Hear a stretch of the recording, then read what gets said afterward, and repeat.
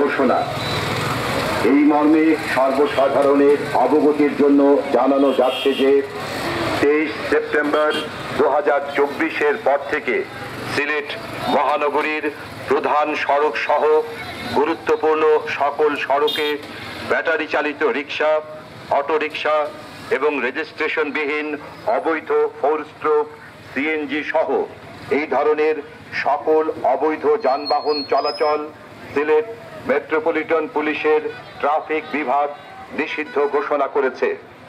নিষেধাজ্ঞা অমান্য করলে অবৈধ যানবাহন আটক সহ নিষেধাজ্ঞা অমান্যকারীদের বিরুদ্ধে যথাযথ আইনানুগ ব্যবস্থা গ্রহণ করা হবে।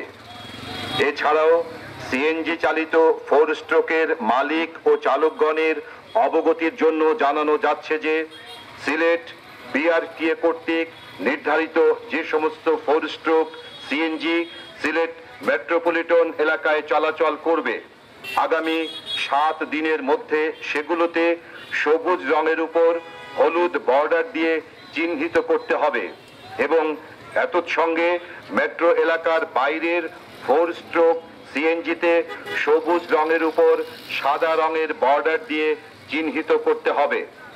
মেট্রো এলাকার বাইরের সিএনজি সমূহ মেট্রো এলাকায় প্রবেশ করতে পারবে না।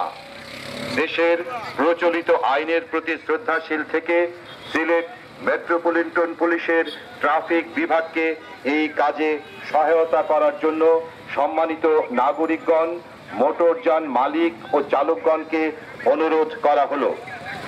সর্বসাধারণের অবগতির জন্য আরও জানানো যাচ্ছে যে নগরীর ফুটপাত, রাস্তা ও দোকানের সামনে কোনো অবস্থাতেই হকার কিংবা ভ্রাম্যমাণ ক্ষুদ্র ব্যবসায়ী বসতে পারবে না। এছাড়া কোনো প্রকার ব্যবসায়িক মালামাল, নির্মাণ সামগ্রী রেখে জনসাধারণের চলাচলে ব্যাঘাত সৃষ্টি করা যাবে না। যারা এ ধরনের কাজ করবেন 23 সেপ্টেম্বর 2024 তারিখের পর থেকে তাদের বিরুদ্ধে কঠোর আইনানুগ ব্যবস্থা গ্রহণ করা হবে। অনুরোধক্রমে সিলেট সিটি কর্পোরেশন